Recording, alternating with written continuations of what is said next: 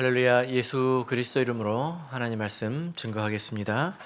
우리 다 같이 하나님 말씀 요한 1서 1장 5절부터 2장 2절까지 말씀을 다 같이 찾겠습니다.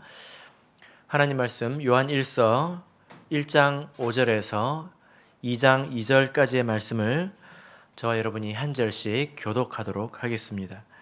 1장 5절.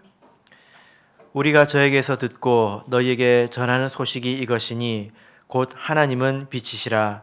그에게는 어두움이 조금도 없으시니라. 만일 우리가 하나님과 사귐이 있다 하고 어두운 가운데 행하며 거짓말을 하고 진리를 행치 아니함이거니와. 저가 빛 가운데 계신 것 같이 우리도 빛 가운데 행하면 우리가 서로 사귐이 있고 그 아들 예수의 피가 우리를 모든 죄에서 깨끗하게 하실 것이요. 만일 우리가 죄 없다 하면 스스로 속이고 또 진리가 우리 속에 있지 아니할 것이요. 만일 우리가 우리 죄를 자백하면 저는 미쁘시고 의로우사 우리 죄를 사하시며 모든 불의에서 우리를 깨끗게 하실 것이요. 만일 우리가 범죄하지 아니하였다 하면 하나님을 거짓말하는 자로 만드는 것이니 또한 그의 말씀이 우리 속에 있지 아니하리라. 나의 자녀들아, 내가 이것을 너에게 쓰면 너희로 죄를 범치 않게 하려 함이라.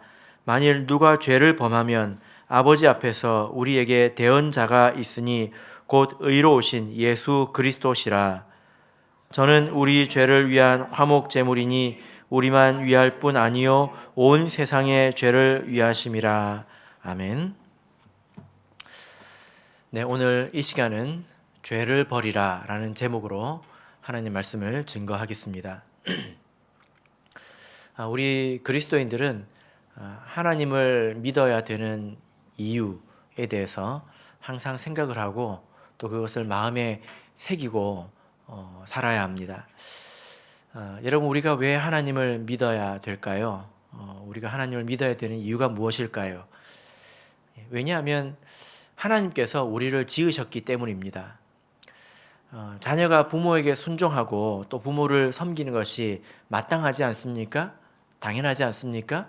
그런 것처럼 하나님께서 우리를 지으셨기 때문에 피조물들은 마땅히 하나님을 찬양하고 경배하고 또 믿고 따라야 합니다. 너무나 분명한 이유가 있지요. 그런데 이와 또 별개로 우리에게는 하나님을 믿어야 될 필요도 있습니다. 어떤 필요가 있습니까? 이 세상에는 진노가 있습니다. 하나님의 진노가 있다는 말입니다. 그래서 우리가 이 진노를 피하기 위해서는 반드시 하나님 안으로 들어와야 된다라는 거죠. 성경에서 말하는 하나님의 진노는 어떤 것일까요? 자, 로마서 13장을 보겠습니다. 로마서 13장 4절을 보겠습니다. 로마서 13장 4절 우리 같이 읽겠습니다. 시작. 그는 하나님의 사자가 되어 내게 선을 이루는 자니라. 그러나 내가 악을 행하거든 두려워하라. 그가 공연히 칼을 가지지 아니하였으니 곧 하나님의 사자가 되어 악을 행하는 자에게 진노하심을 위하여 보응하는 자니라. 예. 자, 여기 보면 하나님께서 세상에 있는 이 권력자들을 통해서 사람들을 심판하시고 그들에게 진노를 내리신다, 이렇게 말씀을 하고 있습니다. 그러니까 우리가 하나님의 진노라고 할 때에 우리가 죽고 나면 지옥에 가는 것, 내세에 있는 것, 그것만 생각해서는 안 된다는 거예요. 하나님의 진노는 현세에도 있다는 것입니다. 지금 우리가 사는 이 삶에도 하나님의 진노가 이런 사람들을 통해서 우리에게 임하기도 한다, 이렇게 보응하신다라는 것입니다.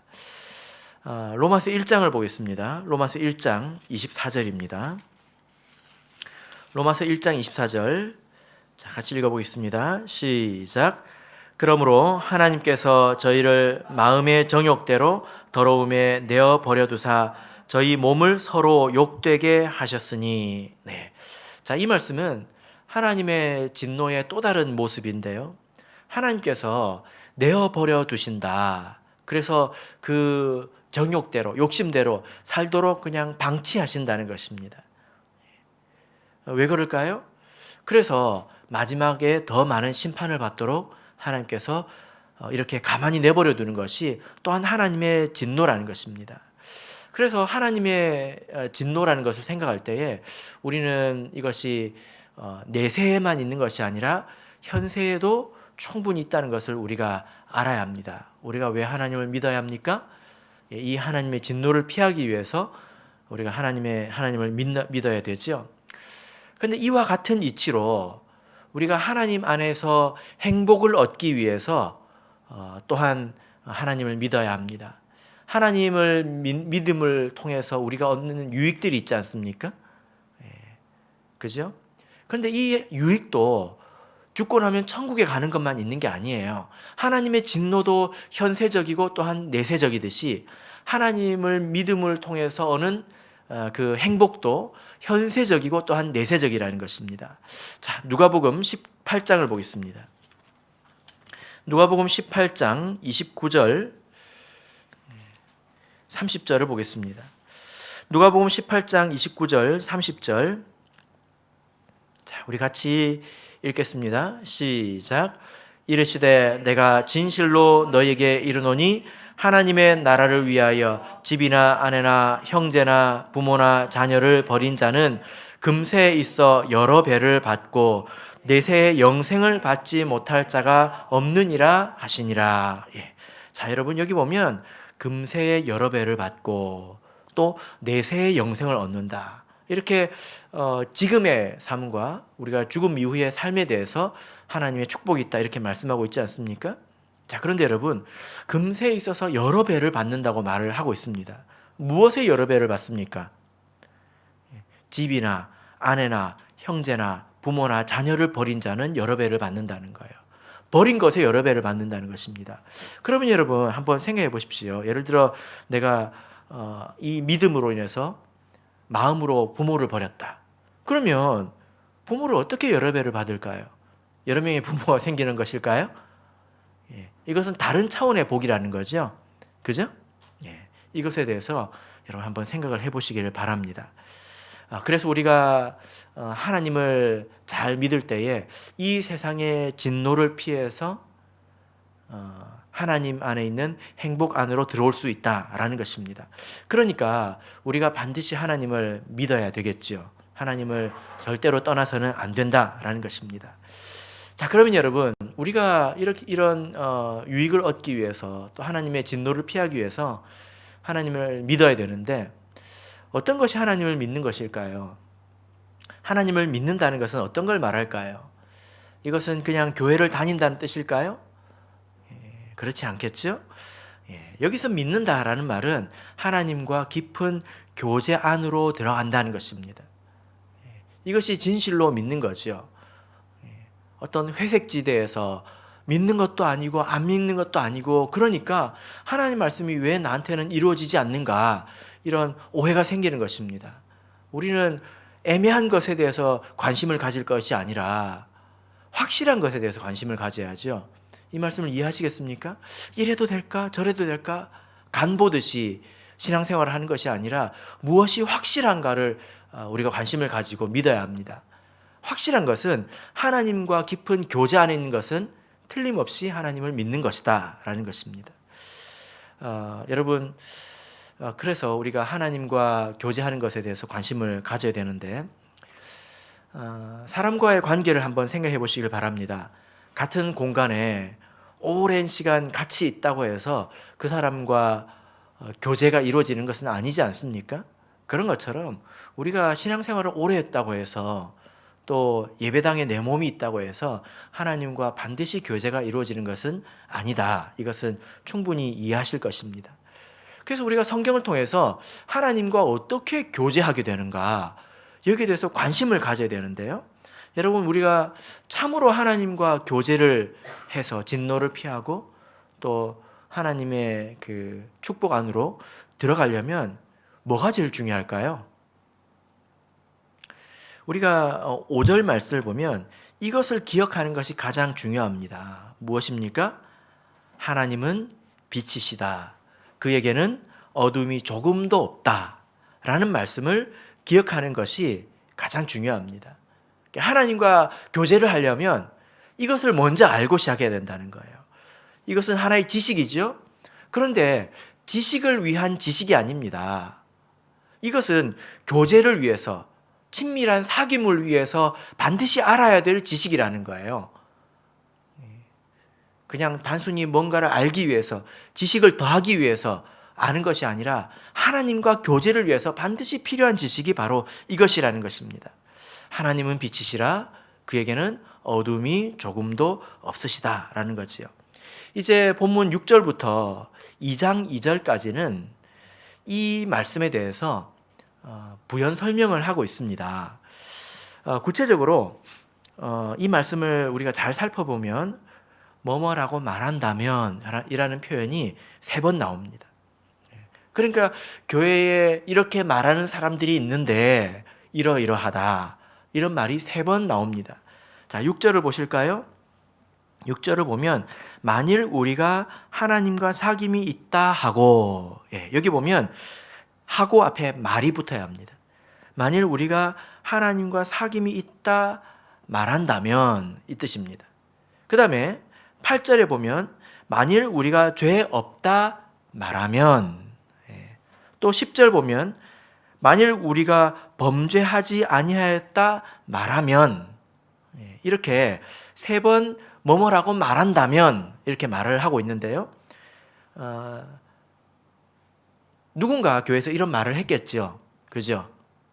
그런데 이 말은 왜곡된 말이고 비뚤어진 말입니다. 그래서 이렇게 말하는 것에 대해서 틀렸다고 책망하고 진정한 지식이 무엇인지를 가르쳐주고 있는 것입니다. 만약에 우리가 이처럼 말한다면 우리는 하나님과 진정한 교제를 경험할 수가 없을 것입니다. 우리가 하나님과 사귐이 있다, 우리가 죄 없다, 우리가 범죄하지 않았다, 이렇게 말한다면 우리가 진정한 교제 안으로 들어갈 수가 없을 것이고, 성경에 있는 축복의 말씀이 무슨 말인지 이해를 못할 것입니다. 그리고 왜 내 삶이 이렇게 진노로 가득한가 의문이 가득하게 될 것이지요. 그래서 요한일서는 이런 오해에 대해서, 잘못 말하는 것에 대해서, 잘못된 관념들에 대해서 바르게 일깨워주고 있는 것입니다. 자, 그러면 우리가 하나님과의 교제를 위해서 우리가 바르게 알아야 될 것에 대해서 같이 생각을 해보도록 하겠습니다. 자, 그러면 6절, 7절 같이 읽겠습니다. 6절, 7절 읽겠습니다. 시작. 만일 우리가 하나님과 사귐이 있다 하고 어두운 가운데 행하면 거짓말을 하고 진리를 행치 아니함이거니와 저가 빛 가운데 계신 것 같이 우리도 빛 가운데 행하면 우리가 서로 사귐이 있고 그 아들 예수의 피가 우리를 모든 죄에서 깨끗하게 하실 것이요. 자, 여러분, 여기서 어떤 사람이 뭐라고 말하고 있습니까? 우리가 하나님과 사귐이 있다 이렇게 말을 하고 있죠. 근데 실제로 이 사람은 어두움 가운데 머물러 있다 하고 요한 사도가 지적하고 있습니다. 이 어두움 가운데 있다는 것은 죄의 종로로 타고 있다, 어딘가에 얽매여 있다, 중독되어 있다, 이런 것을 말합니다. 근데 이 말이 무슨 말일까요? 여러분, 우리가 하나님과 사귐이 있다, 이 말 자체가 잘못된 말입니까? 여러분, 우리가 어떤 메시지를 강조할 때 여러 가지 방법이 있습니다. 어떤 방법이 있습니까? 크게 말하면 됩니다, 이러면 강조하는 거죠. 이런 방법만 있는 게 아니에요. 어떤 방법이 있을까요?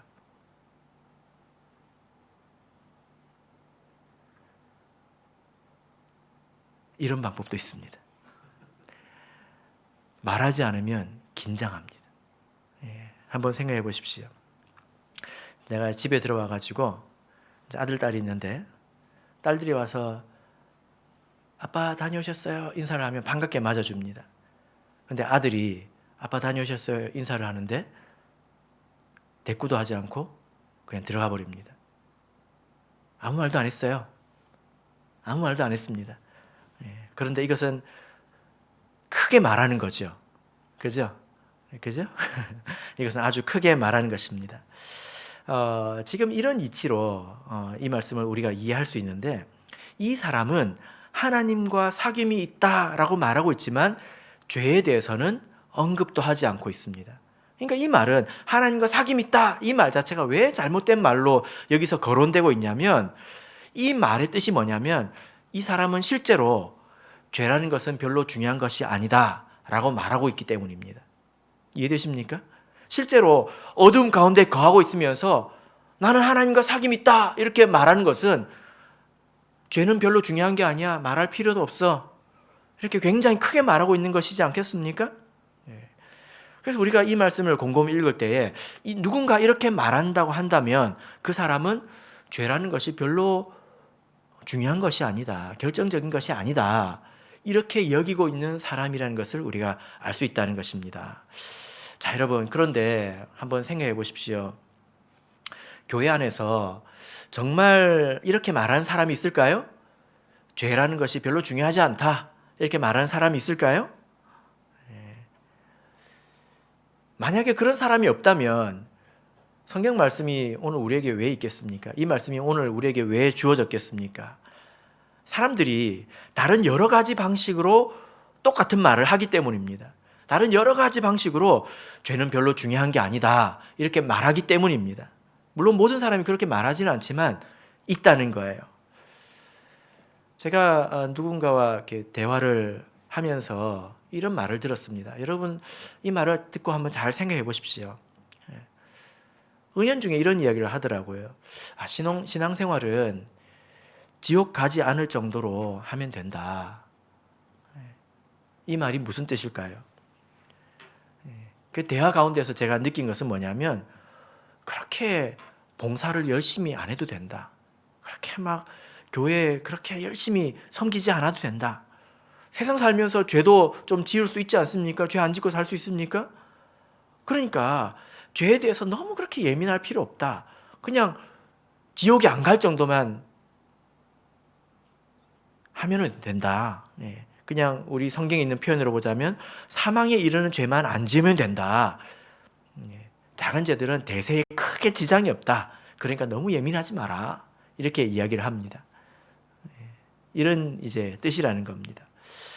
여러분, 생각해 보면 이런 그 생각, 이런 표현들이 굉장히 많이 있지 않습니까? 그렇지 않습니까? 어쩌면 아주 흔한 생각일지도 모르겠습니다. 그러나 이것은 굉장히 큰 죄죠. 오해죠.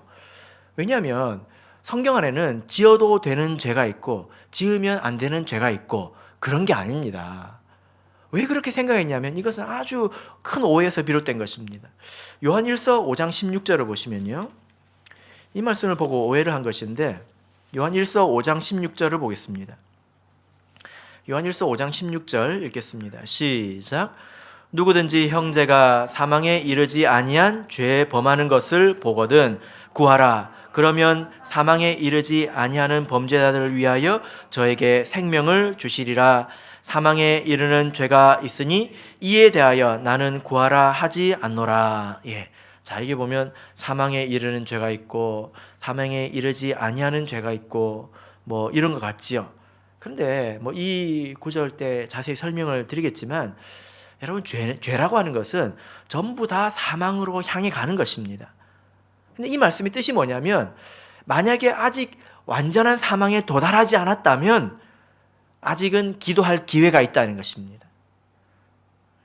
그런데 죄가 누적되어서, 죄가 진행이 되어서 완전히 사망에 들어가 버렸다면 그것에 대해서는 내가 구하라 하지 않는다, 이런 뜻입니다. 여러분, 이렇게 한번 생각해 보십시오. 여러분들이 지금 온라인으로 예배 드리시는 분은 집에 계시고, 여기 계신 몇 분은 또 교회에 계시고 이제 집으로 가실 텐데요. 여러분이 교회와 집을 다니실 때 차를 타고 올 수도 있고 뛰어올 수도 있고 걸어올 수도 있죠. 그죠? 어떤 방법으로 하더라도 내가 출발한 곳에서는 멀어집니다. 그리고 내가 목표로 하는 곳에는 가까워지죠. 속도의 차이가 있을 뿐이죠. 걸어가면 집으로 도착 안 합니까? 걸어가도 서울도 갈 수 있지 않습니까? 죄가 이와 같다는 거예요. 모든 죄는 하나님으로부터 멀어진다는 거예요. 현재 멀어지고 있다는 것입니다.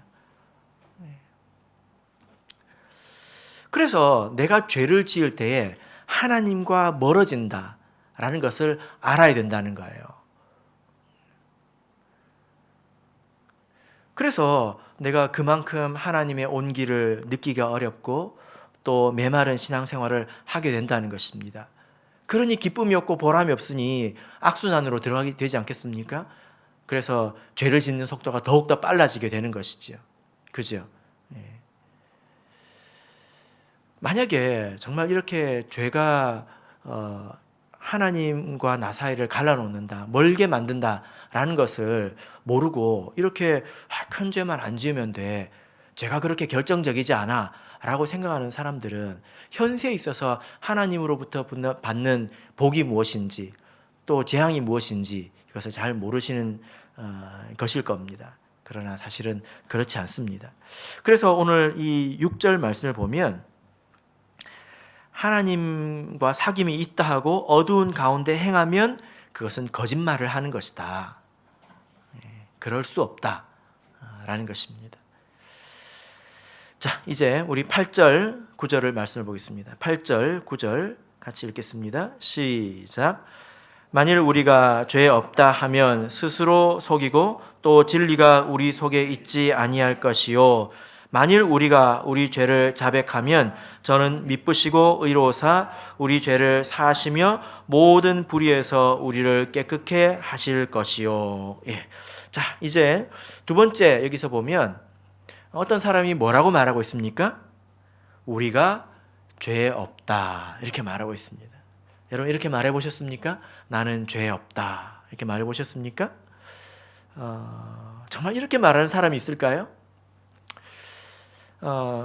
그리고 10절에 보면 우리가 범죄하지 아니하였다라고 누군가가 또 말하고 있는데 두 가지가 어떻게 다를까요? 이 죄 없다라는 말을 있는 그대로 이렇게 번역을 하면 죄를 가지고 있지 않다 이렇게 됩니다. 죄를 가지고 있는 것이 아니다 이 뜻이죠. 근데 10절에서 우리가 범죄하지 아니하였다 이것은 범죄하다 이것은 한 단어입니다. 죄 없다는 것은 두 단어로 되어 있고 범죄하다는 한 단어로 되어 있어요. 그래서 이 죄를 가지고 있다, 죄를 가지고 있지 않다 이런 표현은 성경에서 요한 사도만 쓰는 표현입니다. 다른 데서는 찾아볼 수가 없어요. 그래서 이 요한이 어떤 경우에 이런 표현을 썼는지 우리가 세 구절을 찾아볼 텐데 공통점을 한번 찾아보시길 바랍니다. 자, 요한복음 9장 41절입니다. 요한복음 9장 41절입니다. 자, 같이 읽겠습니다. 시작. 예수께서 가라사대 너희가 소경이 되었다면 죄가 없으려니와 본다고 하니 너희 죄가 그저 있느니라. 예. 자, 그 다음에 15장 22절입니다. 요한복음 15장 22절. 15장 22절 읽겠습니다. 시작. 내가 와서 저에게 말하지 아니하였다면 죄가 없었으려니와 지금은 그 죄를 핑계할 수 없느니라. 예. 자, 그리고 또 한 구절은 바로 밑에 24절입니다. 24절 읽어보겠습니다. 시작. 내가 아무도 못한 일을 저희 중에서 하지 아니하였다면 저희가 죄 없었으려니와 지금은 저희가 나와 및 내 아버지를 보았고 또 미워하였도다. 예. 여기 보면 죄가 있다, 죄를 가지고 있다, 죄를 가지고 있지 않다 이런 표현이 있습니다. 근데 이 세 구절의 공통점이 뭘까요? 여기에는 조건이 있다는 거예요. 조건.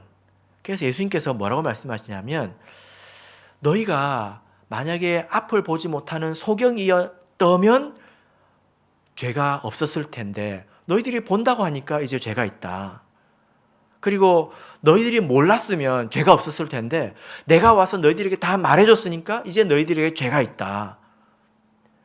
너희들이 보지 못했으면 죄가 없었을 텐데 내가 와서 표적들을 다 보여줬으니까 이제 너희들에게 죄가 있다. 이렇게 말씀을 하고 있는 것입니다. 그러니까 이 말씀의 뜻이 무엇입니까? 모르면 죄가 없다는 거예요. 모르는 것에 대해서 죄를 물을 수 있습니까? 예를 들어 성경에 안식일을 기억하여 거룩히 지키라 이게 없어요. 그런데 그럼 우리가 어떻게 알겠습니까? 그거를. 하나님께서 안식하신 기록도 없고 그리고 십계명도 없고 만나 사건도 없고 안식일에 관한 구절이 싹 다 빠져 있습니다. 그럼 우리가 어떻게 알겠습니까? 그럼 그것으로 우리가 심판받는 것이 합당할까요? 하나님은 그렇게 하시지 않습니다. 그런 것처럼 이 사람들이 보지 못했다면 또 듣지 못했다면 죄가 없었을 텐데 이제 보고 들었으니까 죄가 있다는 것입니다. 이런 말씀이 로마서에 있는데요. 로마서 2장을 보겠습니다. 로마서 2장 12절에서 15절 보겠습니다. 로마서 2장 12절에서 15절 제가 읽겠습니다. 12절 무릇 율법 없이 범죄한 자는 또한 율법 없이 망하고 무릇 율법이 있고 범죄한 자는 율법으로 말미암아 심판을 받으리라. 하나님 앞에서는 율법을 듣는 자가 의인이 아니요 오직 율법을 행하는 자라야 의롭다 하심을 얻으리니 율법이 없는 이방인이 본성으로 율법의 일을 행할 때는 이 사람은 율법이 없어도 자기가 자기에게 율법이 되나니 이런 이들은 그 양심이 증거가 되어 그 생각들이 서로 혹은 송사하며 혹은 변명하여 그 마음에 새긴 율법의 행위를 나타내느니라. 이 말씀의 뜻이 뭐냐면 하나님께서 모르는 것으로 심판하시지 않는다는 겁니다. 그래서 율법을 하나님의 말씀, 하나님의 뜻을 알고 있는 사람은 알면서도 못했으니까 심판을 받는 것인데 그걸 전혀 모르는 사람은 그것으로 심판하시지 않는다는 거예요. 그 대신 무엇으로 심판합니까? 양심을 가지고 심판한다는 거예요. 하나님께서 사람 모두에게 양심을 심어두셨는데 그 양심이 사람들 안에 다 있다는 것입니다. 그래서 그것이 그 사람에게 옳다 그르다를 이미 알려주고 있다는 거예요. 그걸 가지고 양심에 어긋난 일을 했다면 그것을 가지고 하나님께서 그 사람을 심판하시겠다라는 것입니다. 그래서 예수님께서 죄가 있다 없다 했을 때는 이런 조건을 붙이고 있는 것입니다. 그런데 자 여러분 요한 1서에 와서 죄 없다 이렇게 말할 때는 아무 조건이 없습니다. 그냥 무조건 죄가 없다고 말하고 있습니다. 이것은 죄 자체를 부정하는 겁니다. 무슨 말이냐면 나에게는 죄를 짓고자 하는 본성이 있다는 것 그 자체를 부정하는 것입니다. 율법이 없는 사람은 양심으로 심판하지 않습니까? 그죠? 그런데 죄 없다 스스로 아무 말도 없이 죄 없다라고 말하는 것은 나에게 죄를 짓고자 하는 본성도 없다라고 부정하고 있는 것입니다. 그래서 나는 죄를 행한 것이 없다, 죄를 지은 것이 없다, 그래 본 적이 없다 그런 뜻이 아니라 나에게는 죄악된 본성 자체가 없다고 말하고 있는 것입니다. 여러분 정말 이렇게 말하는 사람이 있을까요? 만약에 없다면 성경에 왜 이런 말씀이 있겠습니까? 나는 죄를 지을 줄 몰라. 여러분 우리가 하나님 말씀을 들을 때에 우리가 말로는 죄악된 본성이 있다고 말을 할지 모르겠지만 그게 진심이 아닌 경우가 많은 것 같습니다. 우리가 하나님 말씀을 들을 때에 자신을 돌아보지 않는 사람이 바로 이와 같은 자입니다. 하나님 말씀을 들으면 나에게 죄악된 본성이 있으면 그것이 다 나에게 해당될 수 있는 말이지 않습니까? 그런데 말씀을 들을 때 나는 근본적으로 이런 문제와는 무관해. 이 말씀은 다른 사람이나 들어야 될 말씀이야. 그래서 그 말씀을 들으면서 자기 내면을, 자기 마음을 깊이 들여다보지 않고 성찰하지 않고 그런 노력을 하지 않는 사람, 그 사람은 자기 마음속에 죄의 본성이 없는 것처럼 그렇게 행동하는 사람이지 않습니까? 말로는 전 죄악돼요, 본성이 더러워요 말을 하겠지만 그러나 실제로 자신을 엄밀히 성찰하지 않는 사람이 이와 같다는 것입니다. 그런 사람에 대해서 이 말씀의 8절을 보시면 뭐라고 말하고 있습니까? 만일 우리가 죄 없다 하면 스스로 속이고, 이렇게 말하고 있습니다. 스스로 속이는 자이다. 하나님께서 우리에게 양심을 주셨지요. 양심을 생각해 보면 참 신비롭습니다. 이것을 통해서 우리가 하나님을 생각해 볼 수 있는데, 세상에 많은 사람들이 있는데, 많은 나라들이 있는데, 이 양심이라고 하는 것은 좋은 마음 이런 뜻이 아니에요. 이것은 옳고 그름을 분별하는 능력이라는 뜻입니다. 근데 세상 사람들이 옳고 그름에 대해서 보편적으로 같은 생각을 가지고 있습니다. 살인, 죄입니까? 아닙니까? 죄이지요. 그죠? 이것은 양심에서 나온 거예요. 동일하다는 것입니다. 각 사람의 이 양심이 있는데, 그래서 스스로 이 양심이 각자에게 그건 안 되는 거야, 그건 나쁜 거야 라고 말하고 있지 않습니까? 그런데 그 양심의 입을 막아버리고 양심을 묵살해버리고 스스로 그렇게 나는 전혀 관계가 없다 이렇게 생각하고 그렇게 여겨버리고 살아가는 사람이라면 스스로 나는 죄 없다 말하는 것과 동일하지 않습니까? 그러나 여러분, 사람의 마음이 그렇게 거룩하지 않습니다.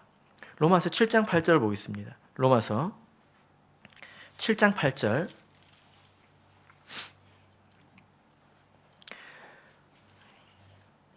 로마서 7장 8절 읽겠습니다. 시작. 그러나 죄가 기회를 타서 계명으로 말미암아 내 속에서 각양 탐심을 이루었나니 이는 법이 없으면 죄가 죽은 것임이라.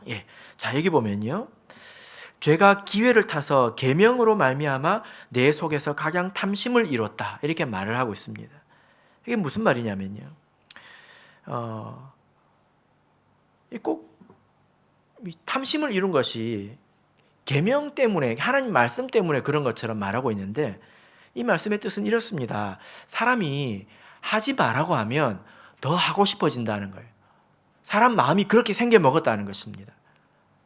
근본적으로 하나님에 대해서 적대적인 마음이 사람의 이 육신에 묻어 있다는 거예요.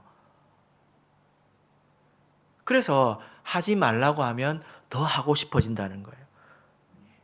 그래서 5절을 보시면요, 우리가 육신에 있을 때에는 율법으로 말미암는 죄의 정욕이, 죄의 정욕, 죄를 짓고 싶어하는 그런 욕심, 욕망, 이런 것들이 율법으로 말미암다고 말하고 있습니다. 이게 무슨 말입니까? 이런 걸 하면 안 된다라고 말하는 순간 이 욕심이 더 불거져 나온다는 거예요. 이게 도대체 무슨 일입니까 이게? 왜 하지 말라고 하면 더 하고 싶어집니까? 이것을 전문 용어로 뭐라고 그럽니까? 청개구리 본능이라고 하죠. 청개구리 본능이라고 합니다. 사람 마음이 그렇게 생겨 먹었다는 거예요. 사람의 마음이 근본적으로 이렇게 악한데, 나는 죄가 없는 것처럼, 나는 이런 말씀과 상관이 없는 것처럼 도도하게 앉아서 듣고 있다면, 그런 사람이야말로 나는 죄가 없다 이렇게 말하는 사람이지 않겠습니까? 그죠? 그렇다면 자기 양심의 울림, 자기 자신을 위해서 양심이 말해주는 것을 묵살해버리고 자기 자신을 자기가 속이는 것이고 끊임없이 자기를 설득하고 있다는 것입니다. 양심은 아니라고 말하지만, 그래, 너 어쩔 수 없어, 그럴 수밖에 없어, 사람은 다 그래, 육신이 연약한 거야, 다 그렇게 스스로 그렇게 열심히 설득해주고 있다는 것입니다. 그것은 자기 자신을 속이는 것이다 라는 거죠. 여러분, 그래서 우리가 우리 마음을 정직하게 돌아봐야 합니다. 정직하게 돌아봐야 합니다. 그러면 말씀 가운데 우리와 관계없는 말씀이 없고요, 우리가 들을 필요가 없는 그런 말씀이 없습니다. 그래서 우리가 어떻게 해야 합니까? 요한 1서 1장 9절을 보시면요, 다시 한번 읽어보겠습니다. 요한 1서 1장 9절을 보겠습니다. 읽겠습니다. 시작. 만일 우리가 우리 죄를 자백하면 저는 미쁘시고 의로우사 우리 죄를 사하시며 모든 불의에서 우리를 깨끗게 하실 것이요. 만일 우리가 우리 죄를 자백하면, 여러분, 하나님 앞에 있을 때 죄 없는 사람들이 있는 것은 아닙니다. 이렇게 하나님을 향해서 이 적대적인 그런 습관, 이런 것이 뼛속 깊이 내재되어 있다, 이런 것을 아는 사람이지요. 그죠? 예. 그럼에도 불구하고 하나님 앞에 나와서 이렇게 나의 죄악된 본성을 자백하고 그런 본성으로 말미암아서 지은 죄들에 대해서 하나님께 자백하는 사람이 하나님과 교제하게 된다는 것입니다. 이 세상에 도도하게 하나님 앞에서 죄 없다 말할 수 있는 사람이 없습니다. 여기서 하나님께서 뭐라고 말씀하고 있습니까? 여기서 9절을 보면 저는 미쁘시고 의로우사. 하나님은 미쁘시다, 이렇게 말을 하고 있습니다. 미쁘시다라는 말의 뜻이 무엇입니까? 예. 이쁘다는 게 아니죠. 예. 이것은 믿음직하다, 이런 뜻입니다. 신실하다, 이런 뜻이죠. 그래서 신실하다라는 말을 사람을 향해서도 쓸 수 있고 또 하나님을 향해서도 쓸 수 있습니다. 사람이 신실하다는 것은 그 사람이 믿음직스럽다, 이런 뜻이고요. 하나님을 향해서 쓰면 하나님은 그 말씀하신 바를 신실하게 지키신다, 이런 뜻이지요. 왜냐하면 성경에서 하나님께서 이미 이렇게 약속하셨기 때문입니다. 시편 32편을 보겠습니다. 성경에 많은 말씀들이 있지만 시편 32편 5절을 보겠습니다. 시편 32편 5절.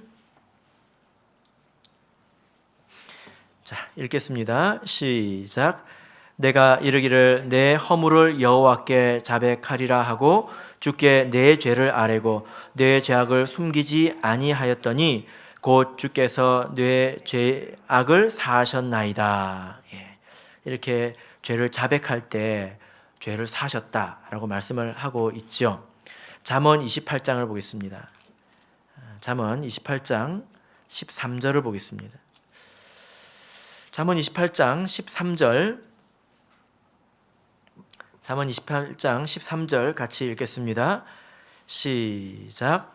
자기의 죄를 숨기는 자는 형통치 못하나 죄를 자복하고 버리는 자는 불쌍히 여김을 받으리라. 맞습니까? 28장 13절 맞죠? 예.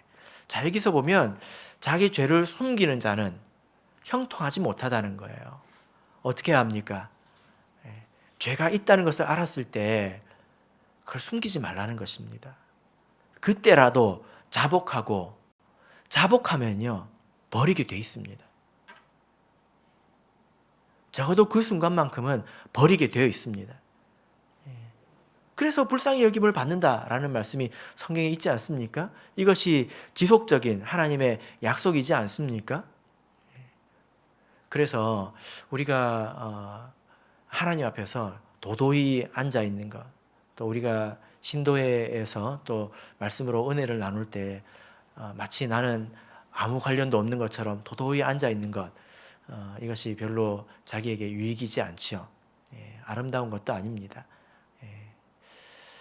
우리는 하나님 앞에서 죄를 자백해야 하는 것입니다. 이것이 나쁜 것이 아닙니다. 죄 없는 사람이 하나님과 사귐을 가진 것이 아니라 죄가 있다고 자백하는 사람이 하나님과 교제하게 된다는 것입니다. 자, 이제 우리 10절을 읽겠습니다. 자, 10절 읽겠습니다. 시작. 만일 우리가 범죄하지 아니하였다 하면 하나님을 거짓말하는 자로 만드는 것이니 또한 그의 말씀이 우리 속에 있지 아니하리라. 예. 자, 이것은 세 번째는 어떤 말을 하고 있습니까? 우리가 범죄하지 아니하였다, 이렇게 말하고 있죠. 이것은 죄의 본성이 아니라 죄의 실천을 말합니다. 나는 죄를 행한 적이 없다, 나는 그런 죄를 지은 적이 없다, 이렇게 말을 하는 것입니다. 만약에 이렇게 말을 한다면 이런 말을 하는 사람은 거짓말장이일 뿐만이 아니라 하나님을 거짓말하는 자로 만드는 것입니다. 왜냐하면 하나님께서 로마서 3장 23절을 보면 모든 사람이 죄를 범하였음에 하나님의 영광에 이르지 못하였다라고 말씀하기 때문입니다. 하나님께서 모든 사람이 다 죄를 범했다, 이렇게 말씀하고 있지 않습니까? 그런데 어떤 사람이 나는 죄 없다 이렇게 이야기한다면 하나님이 굉장히 당황스러울 거예요. 왜냐하면 그것은 하나님을 거짓말하는 자로 만드는 것이지 않습니까? 자, 여러분 누명을 써보셨습니까? 굉장히 억울하죠? 그죠? 예. 근데 자기의 이익을 위해서 다른 사람에게 누명을 씌우는 사람이 있다면 굉장히 나쁜 사람이잖아요. 그 둘이 사귈 수 있겠습니까? 사귈 수 있겠습니까? 굉장히 어렵죠. 그런데 내가 하나님을 이렇게 만들어 버린다는 거예요. 하나님은 자기의 영광을 위해서 다른 사람에게 죄를 뒤집어 씌웠다. 죄가 없는데 그런 사람으로 만들어 버렸다는 것입니다. 하나님을 거짓말하는 자로 만들어 버렸다는 거예요. 그러면 이렇게 하나님을 이게 억울하게 누명을 씌운 분으로 하나님에게 누명을 씌우고 나서 하나님과 교제하기를 바랄 수 있을까요? 내가 죄를 행한 적이 없다라고 말한다면 하나님과 교제할 수가 없다는 것입니다. 여러분, 우리가 이 말을 오해해서는 안 됩니다. 우리가 이 말을 듣고 그렇지, 사람은 다 죄를 지을 수밖에 없지 이렇게 생각을 하고 우리가 습관적인 죄에 빠져서는 안 된다는 것입니다. 그렇게 오해하지 마십시오. 그런 사람이 하나님과 교제가 없는 사람입니다. 로마서 8장을 보겠습니다. 로마서 8장 13절입니다. 로마서 8장 13절. 로마서 8장 13절 같이 읽겠습니다. 시작. 너희가 육신대로 살면 반드시 죽을 것이로되 영으로서 몸의 행실을 죽이면 살리니. 예. 여기서 분명하게 말씀을 하고 있죠. 우리가 육신대로 살면, 육신의 종노릇해서 사람은 죄 지을 수밖에 없어 해서 습관적인 죄에 빠져서 산다면 그 사람은 반드시 죽는다는 거예요. 예. 지금 죽는 것은 아니지만 죽을 거라는 것입니다. 그래서 영으로서 몸의 행실을 죽이라는 것입니다. 그래서 우리가 습관적인 죄는 피 흘려 싸워서 내가 희생하면서 뜯어 고쳐야 합니다. 그러고 나서도 뒤를 돌아다 보면 죄가 보입니다. 그런 죄를 말하는 것이죠. 마태복음 5장 4절을 보실까요? 마태복음 5장 4절을 보겠습니다. 마태복음 5장 4절 읽겠습니다. 시작. 애통하는 자는 복이 있나니 저희가 위로를 받을 것이며. 예. 제가 이번 단기 신학 때 로마서를 강의를 했는데요. 대체적으로 죄라는 것은 반복적이지 않습니까? 그렇지 않습니까? 그러니까 어떤 지경에까지 이르렀냐면 다 그렇게 사는 거구나, 이런 지경에까지 이르러 버렸습니다. 근데 그렇지 않습니다. 우리가 그 안에 머물러 있으면 안 됩니다. 여기서 애통하는 자는 복이 있다고 말씀하고 있지 않습니까? 여기서 이 애통이라는 것은 성경 안에서 이 애통이라는 것이 얼마나 애통하는 것인가 찾아보면 자기가 가장 사랑하는 사람이 죽었을 때 그때 마음 상태를 말합니다. 성경에서 가장 먼저 애통한 사람은 아브라함이죠. 자기 아내 사라가 죽었을 때 애통했다라고 말하고 있습니다. 이것은 죄에 대해서 그렇게 애통하라는 것입니다. 그런 사람에게 위로가 있다는 거죠. 근데 이렇게 애통하지 않고 애통해 본 적이 없고 그냥 몇 번 기도해보고 주변을 돌아보고 다 그렇게 사는 것이구나. 그러면 그 사람은 성경을 믿는 것이 아니라 무엇을 믿는 겁니까? 사람을 믿는 거지요. 애통해지지 않는다면 애통해지지 않는다는 사실을 애통하시길 바랍니다. 그리고 그것을 위해서 기도하시길 바랍니다. 여기서 위로를 받을 것이며 이렇게 말을 하고 있는데 어떻게 하는 것이 위로받는 것일까요? 죄에 대해서 내가 애통하고 있어요. 내가 가장 사랑하는 사람이 죽은 것처럼 내가 애통하고 있습니다. 어떻게 하는 것이 내가 위로받는 것일까요? 어떻게 되는 것일까요? 이 위로하다라는 단어를 그 의미 이 원문을 보면 이제 파라칼레오라는 건데, 파라라는 말은 옆에서 이런 뜻이고요. 칼레오는 말하다. 그래서 옆에서 말하다. 그래서 누군가 옆에서 말해주면 위로가 되죠. 그죠? 그리고 또 격려가 되지 않습니까? 그래서 이 단어를 성경에서 쭉 찾아보면 위로하다, 불쌍히 여기다, 또 격려하다, 또 강하게 하다, 변호하다, 옆에서 말로써 힘이 되준 걸 말합니다.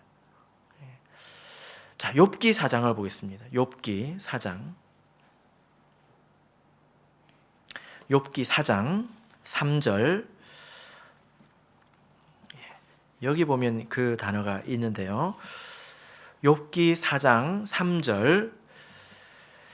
자, 읽겠습니다. 시작. 전에 내가 여러 사람을 교훈하였고 손이 늘어진 자면 강하게 하였고. 여기 강하게 하였고 이 단어가 파라칼레오입니다. 강하게 하였고 그 옆에서 불쌍히 여겨주고 위로해주고 격려해주고 강하게 해주고 그래서 죄에 대해서 강해진다는 것입니다. 그래서 우리를 위해서 하나님 앞에서 우리를 변호해 주시고 하나님 이해해 주세요 라고 변호해 주시고 또 우리를 격려해 주시고 또 우리를 강하게 해주셔서 결국 그 죄에서 벗어나게 해주신다는 거예요. 여러분, 그리고 그것이 우리에게 정말 위로가 되지 않습니까? 그냥 우리가 죄 지어도 하나님께서 용서해 주십니다 라는 말이 위로가 아니라 하나님의 은혜로 우리가 그 죄에서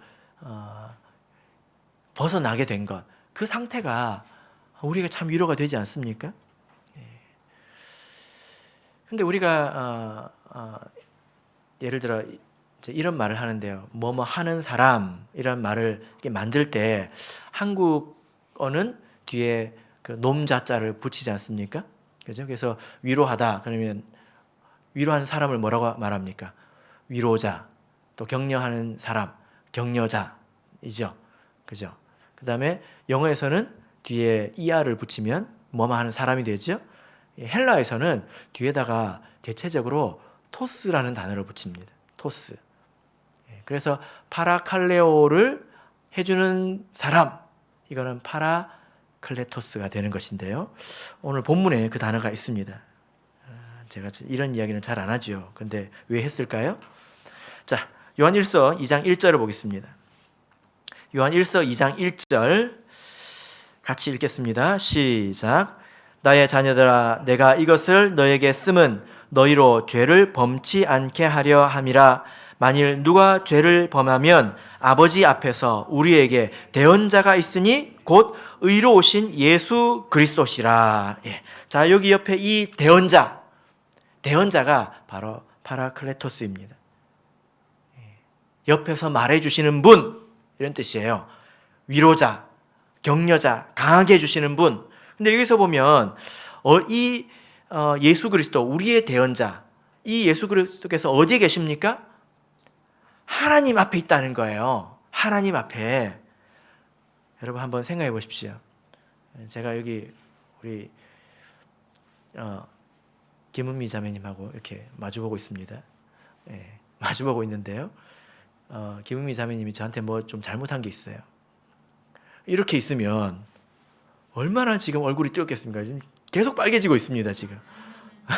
계속 빨개지고 있거든요. 근데 이 사이에 누가 한 명이 왔어요. 어떻게 되는 거죠? 나 대신 대면해 주시는 거. 하나님 앞에서. 이 그림이 이해되십니까? 우리 은미자매님 잘못한 게 있는 게 아니에요. 근데 이해하시라고 제가 그렇게 말씀을 드렸습니다.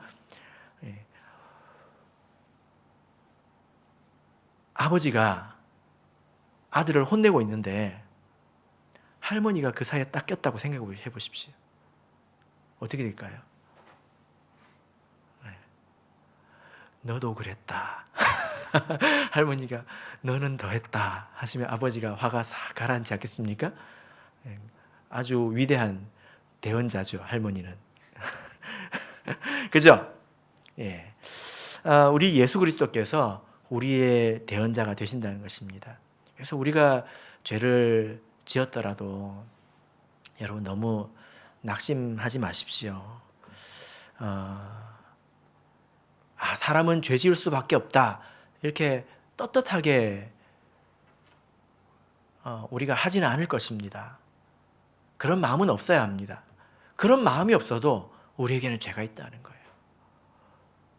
그런 것에 대해서 우리에게 예수 그리스도라는 아주 위대한 위로자, 격려자, 대언자, 우리가 애통할 때에 우리를 강하게 해주시는 그분이 계시다는 것입니다. 이런 과정을 통해서 하나님과 참으로 교제하는 데까지 이를 수 있다는 것 아니겠습니까? 말씀의 결론 맺겠습니다. 사랑하는 성도 여러분, 죄는 아무것도 아닌 것이 아닙니다. 죄는 하나님과 우리 사이를 멀게 만듭니다. 작은 죄라도 반복되면 제법 멀어집니다. 여러분 집에서 1시간을 걸어보십시오. 집에서 얼마나 멀리 갈 수 있는지 놀라실 겁니다. 죄를 우습게 여겨서는 안 되지요.